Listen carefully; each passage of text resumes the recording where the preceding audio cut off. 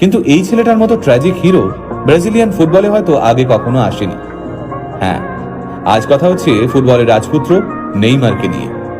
নিন্দুকেরা বলেন নেইমার নাকি খেলতে খেলতে ইচ্ছে করে পড়ে যান, চোট পাওয়ার অভিনয় করেন।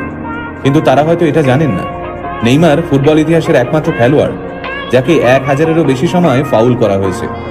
মাত্র 6 বছর বয়সে ফুটবলে হাতেখড়ি হয় নেইমারের। বলের সঙ্গে তিনি যেন কথা বলতে পারতেন। গোল তো অনেকেই দিতে পারে, কিন্তু ফুটবল খেলাটা যে একটা শিল্প, সেটা হয়তো ছোট্ট নেইমারকে দেখলে বোঝা যেত।